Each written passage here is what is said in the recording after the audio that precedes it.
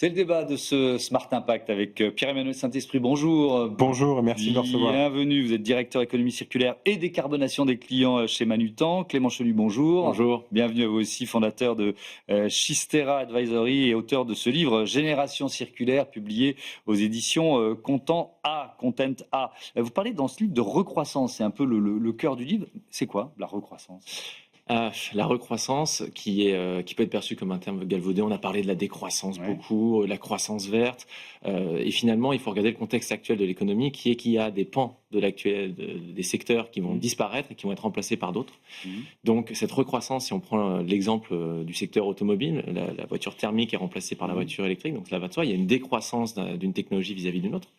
Et puis ça va plus loin que ça, puisque derrière on va aussi développer des nouveaux modèles d'affaires qui vont compléter les chaînes de valeur que nous connaissons. Donc aujourd'hui, vous avez une voiture que vous vendez une fois, vous allez la vendre une deuxième fois, une troisième fois, une quatrième fois. Alors, c'était ma question, à quel point l'économie circulaire, parce que c'est le cœur de notre débat, participe ou est indispensable à cette recroissance? Elle est indispensable parce qu'elle permet d'aller sur des chaînes de valeur qui sont efficientes et résilientes. Donc on va arriver sur des produits qui sont extrêmement qualitatifs, on va rallonger la durée de vie, et on va apporter de la satisfaction aux clients parce qu'on va certifier ni plus ni moins l'ensemble de ces produits qu'on va mettre à disposition et qui seront qualitatifs et liés à l'usage qu'on en fait proprement.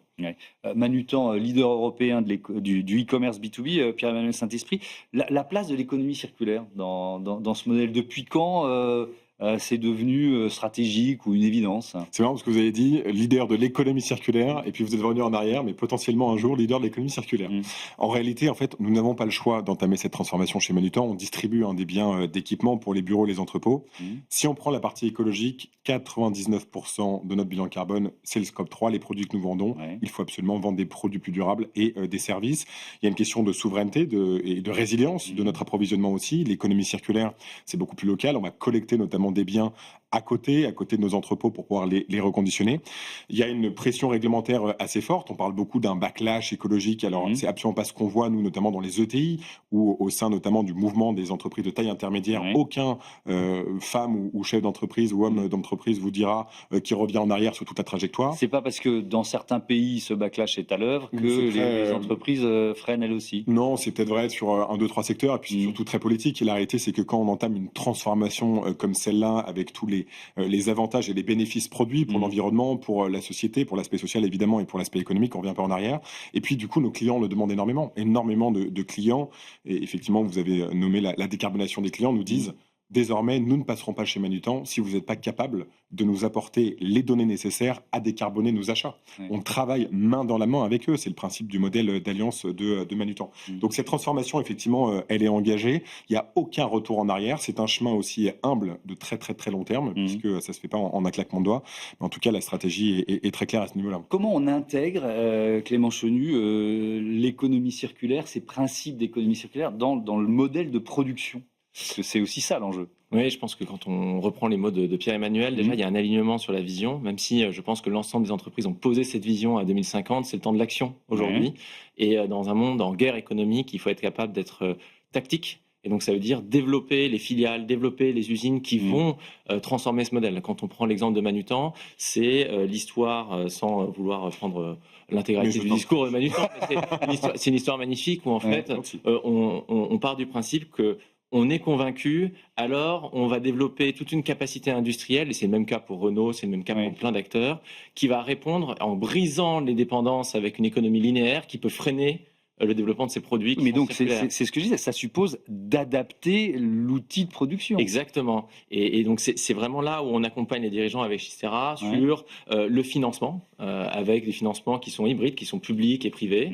Accompagner aussi les dirigeants dans la gestion de ces entreprises. C'est plus seulement les indicateurs qu'on connaît, opérationnels, financiers, parce que quand vous êtes dans l'économie circulaire, c'est une fabrique à ROI caché. Vous allez faire des économies indirectes sur votre appareil de production, même linéaire dans votre modèle de base. Donc il faut intégrer tout ça dans le business plan, parce que c'est avec un business plan robuste qu'on va convaincre aussi les investisseurs et les dirigeants d'aller dans cette transformation. Donc on est sur ces leviers donc de financement, de gestion et de transformation, puisqu'après, il faut des pilotes qui fonctionnent et qui font la fierté des collaborateurs. Ouais. Et alors, on va prendre l'exemple de Manutan, et c'est vous qui allez nous en parler en détail. Non, c'est Clément qui Il y a par exemple un entrepôt dédié, je crois, à l'économie circulaire. Alors, il existe depuis quand et comment il fonctionne?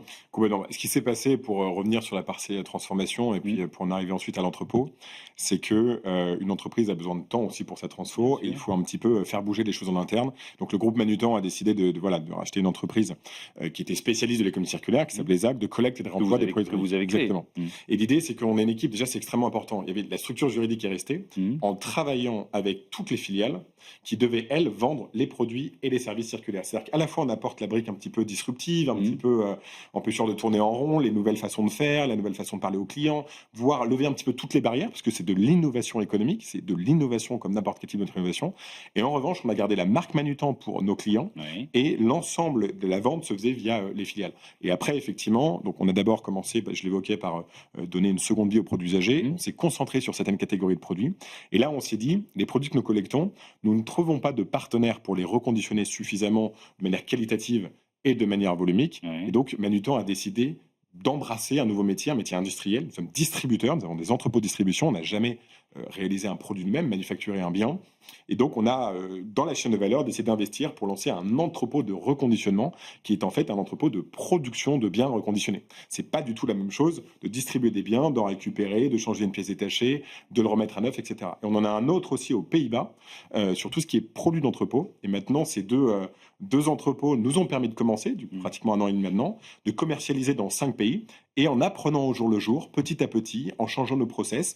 Hier, pas plus tard qu'hier, on faisait auditer notre chaîne de reconditionnement sur le mobilier pour la première fois par le FCBA. Il n'existe pas aujourd'hui de standard de reconditionnement de mobilier en France. Encore une fois, c'est très long, on fait ça humblement, ça prendra du temps, mais la machine est lancée. Est-ce que, et je vais vous poser la même question à l'un et à l'autre, je commence avec vous, Pierre-Emmanuel Saint-Esprit, est-ce que ça coûte forcément plus cher pour vos clients?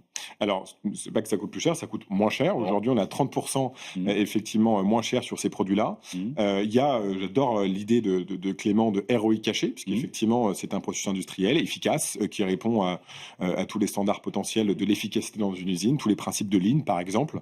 Donc, pour nos clients, il n'y a pas de raison que ce soit plus cher à la fin. En revanche, comme toute courbe d'innovation, comme on est encore au début d'un point de vue économie macro, il y a des choses qui coûtent encore beaucoup trop cher, mais qui, avec, on va dire, une massification de l'économie circulaire. Par exemple, la collecte, aujourd'hui, en B2C, on va très bien connaître le fait de pouvoir déposer pour Vinted son colis qu'on renvoie dans un bureau de tabac. C'est quelque chose qui est rentré dans le quotidien. Mais ce n'était pas du tout rentable au début, c'est parce qu'il y a une massification. En B2B aujourd'hui, aller collecter par exemple, je dirais 500 tables usagées chez un client, le coût est stratosphérique, parce qu'aujourd'hui, c'est pas du tout optimisé. Les grands leaders Geodis, Sepner, etc., avec lesquels on travaille, n'ont pas encore fait en sorte que ça soit optimisé. La question du coût, justement, c'est encore un frein au développement de l'économie circulaire. C'est un peu contre-intuitif ce que je dis, parce qu'on est plutôt en train de réutiliser des produits plutôt que d'acheter un produit neuf. Mais est-ce que ça peut être un frein? Déjà, pour rebondir sur ce que dit Pierre-Emmanuel, il y a 2 cas de figure. Il y a l'entreprise qui n'est pas circulaire, qui veut se transformer et aller vers des modèles circulaires, et il y a l'entreprise qui naît en étant naturellement circulaire. Donc, pour le deuxième cas, c'est des coûts de développement et d'innovation, avec certaines technologies qui existent déjà, ce qui lui permet donc d'atteindre une performance qui est autre. Et il y a beaucoup d'entreprises qui, du coup, fonctionnent très bien. Si vous prenez Back Market, ça fonctionne très bien sur ce qu'ils font dans leur modèle. Et puis, il y a d'autres entreprises où, pour le coup, il faut les transformer. Et donc, là, pour le coup, c'est là où on se dit, la compétitivité, elle est sur des leviers d'échelle, et donc, il faut casser avec le système existant. Donc, si on est sur le consommateur, oui, les produits sont plus rentables. Si on est sur la transformation des entreprises, il peut y avoir encore des technologies qui freinent, et c'est logique, et c'est une transformation. Et on l'a vécu avec le digital. Voyez l'intelligence artificielle, seulement 20% de tout ce qui a été lancé en termes de proto fonctionne aujourd'hui, et ça existe depuis 1950. On a accepté cette courbe d'apprentissage. Aujourd'hui, il faut aller plus vite, mais on va y arriver. Oui, mais alors je reste sur la question du coût. Il y a quand même, ça arrive, je ne sais pas si c'est souvent ou parfois, mais bon, que le coût du recyclage et du réemploi soit plus important que celui de la matière vierge. Alors, il y a 2 choses. Il y a la matière, certes, et il y a aussi les infrastructures. Et c'est-à-dire que quand vous rentrez dans des boucles circulaires, vous allez devoir développer des nouvelles usines ou payer pour des usines qui font de la consigne, du lavage, du stockage. Donc ça a forcément un coût. Et pour l'amortir, il faut qu'il y ait des volumes. Donc il faut encourager... On revient à la massification dont on parlait tout à l'heure. Et donc on a besoin d'arriver à ces leviers d'échelle, et il faut encourager ces marchés-là. Donc c'est là où il y a un point structurant. Et le deuxième sur la matière qui est très très intéressant, c'est aujourd'hui, il y a des bonus-malus qui sont en train aussi d'être montés et qui permettent de favoriser ces matières-là. Et après, quand vous regardez filière par filière, notamment sur les métaux critiques, il va arriver un moment où on aura d'autres choix par des soucis d'approvisionnement que de passer par des matériaux recyclés. Ouais, allez-y. Je peux juste terminer là-dessus. Il y a un truc un peu injuste en fait sur cette question-là, pas la vôtre, hein, mais la façon de traiter la rentabilité de l'économie circulaire. Enfin, Amazon n'a pas gagné de pognon pendant 15 ans, quoi. C'est la même chose dans toutes les transformations. Aujourd'hui, se faire livrer le cas échéant un colis en un quart d'heure dans Paris, c'est devenu rentable. Ça l'a pas été pendant un gros paquet de temps. Oui. Ce n'est, comme l'a dit Clément, le digital, l'IA, toutes les innovations qu'on veut. Juste, il faut le temps de l'investissement pour qu'à un moment donné, ça puisse tenir toutes ses promesses. Je rajoute un point en plus sur la rentabilité côté entreprise. Toutes les boîtes comme la nôtre, par exemple, qui disent on sera décarboné, neutre en carbone en 2050. Si on ne l'est pas, ça veut dire compensation carbone en achetant des crédits carbone.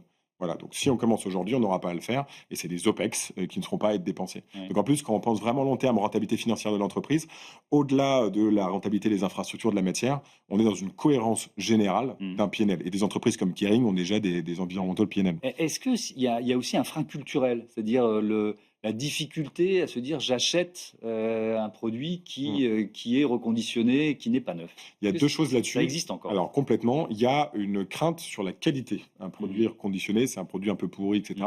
D'où le fait qu'il faut collectivement qu'on se mette une énorme exigence sur nos standards de reconditionnement. Donc il y a aussi le côté normatif, etc. qui doit se mettre derrière. Ça, c'est un point important. Voilà, le produit reconditionné, c'est un petit produit d'occasion qui va pas marcher. J'achète mon téléphone, il marchait pas, donc plus jamais je le referai. Ça, c'est un point important. Après, il y a une deuxième chose beaucoup plus macroéconomique, c'est qu'on ne fait pas du tout assez le lien entre j'achète un produit neuf produit à l'autre bout du monde et la fermeture de l'usine à côté. Donc là, Clément évoquait la récroissance. Moi, je vais évoquer un concept aussi de réindustrialisation, de remade in France par l'économie circulaire. On ne fait pas le lien entre les deux lors de l'acte d'achat. Et ça, c'est un problème culturel. D'ailleurs, des politiques anti-écolo vont en jouer en disant bah voilà, c'est pas normal que ce soit plus cher. En réalité, le pouvoir d'achat, c'est les cotisations sociales, c'est la différence entre brut et net. C'est pas juste le prix de vente d'un produit. Et là, il y a un gros problème culturel. Un dernier mot, vous parlez dans votre livre d'homo circularus. On devrait tous le devenir, c'est ça, l'homo circularus? Il le faudrait, mais bon, la route est encore longue, j'ai envie de dire. Mais l'homo circularus, c'est ni plus ni moins que quand vous êtes dans votre vie au quotidien, vous êtes confronté à des choix en tant que père de famille, en tant que salarié ou chef d'entreprise ou en tant que consommateur. Quotidiennement, vous êtes confronté à un choix A ou un choix B qui est plus ou moins écologiquement parlant favorable. Et ni plus ni moins, c'est de se poser et de dire que, ok, j'aurais pas moi-même la capacité de faire tout parfaitement, mais j'aimerais bien m'améliorer sur là où je sais que j'ai des capacités. Ça peut être dans ma mobilité, ça peut être dans mon alimentation, ça peut être par exemple dans mes achats mobiliers.